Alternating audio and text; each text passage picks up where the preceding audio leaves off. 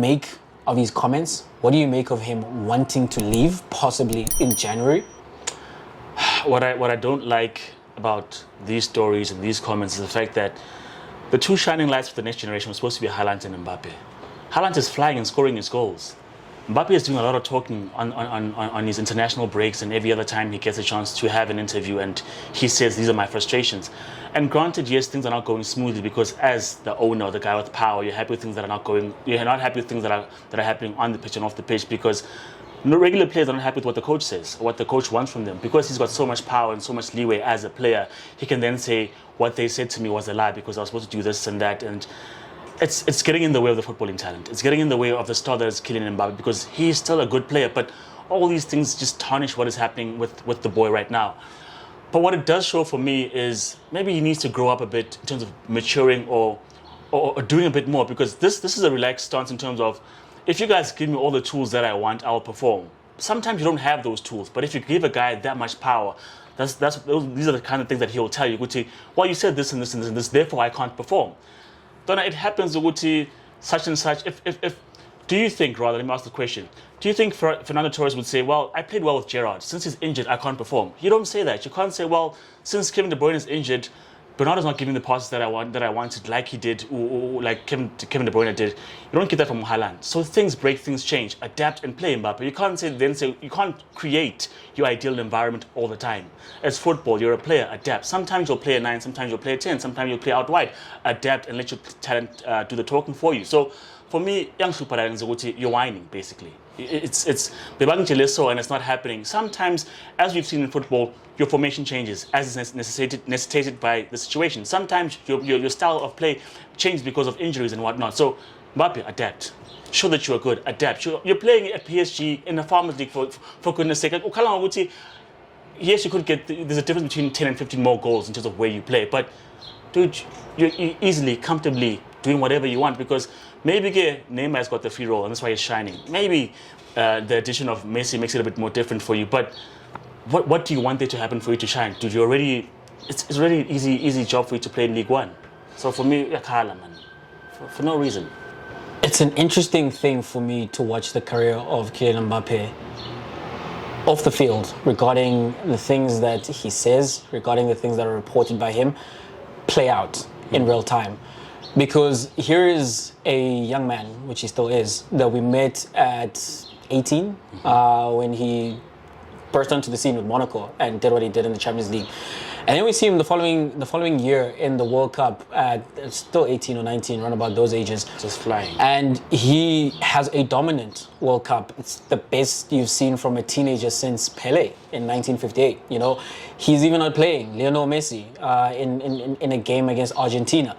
And he was definitely one of the players of that tournament, and from there he joins PSG, astronomical figures, and you can make the argument that he is the only player north of 100 million who has been signed for that amount, who's lived up to that price tag.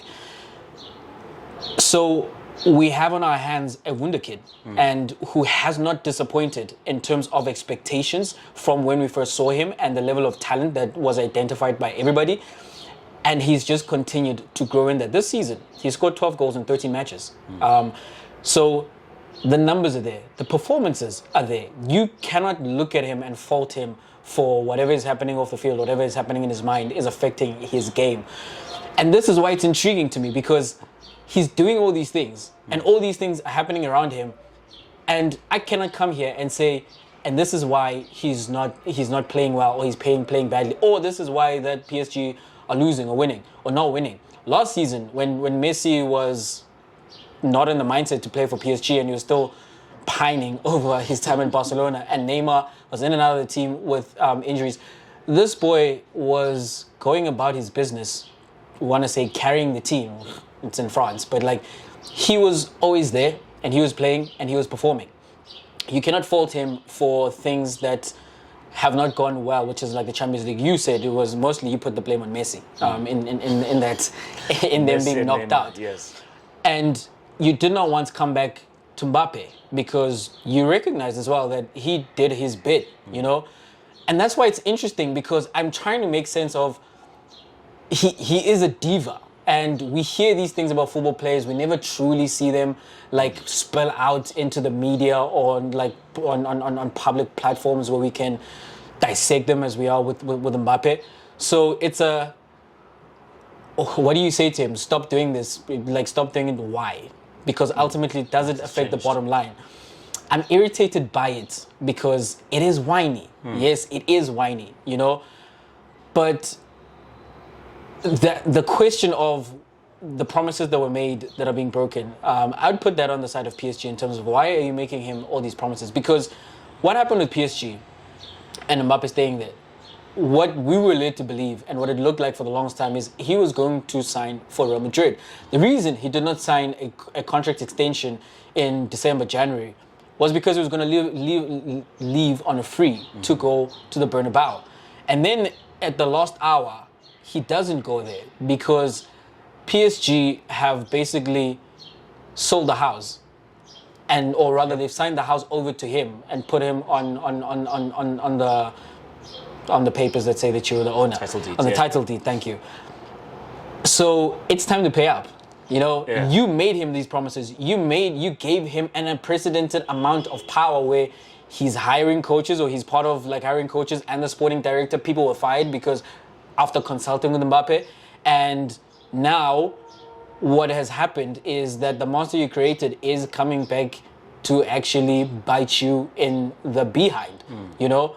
So this was inevitable if things did not go his way. Things are not going his way, and he has shown more and more that he is a diva, that he has an attitude problem, if you want to put it that way, and very much not really a team player, except for because even when he makes the comments about France, right, where he seems to be praising the fact that you have a Giroud there, he's still talking about himself, that he's there to serve my agenda, that I can run into space, I can play where I want to play because he's doing the job at France, which I'm being asked to do at PSG, which I don't want to do. And it's a matter of, I want to play a certain way, and everyone just needs to conform to that. That's crazy to me, one, that you're saying this so young, and two, when you're part of a team. Like, if there is a way that the coach wants to utilize you, and again, 12 goals in 13 matches, and you are garnering that success, why don't you just do that? Because it benefits the team.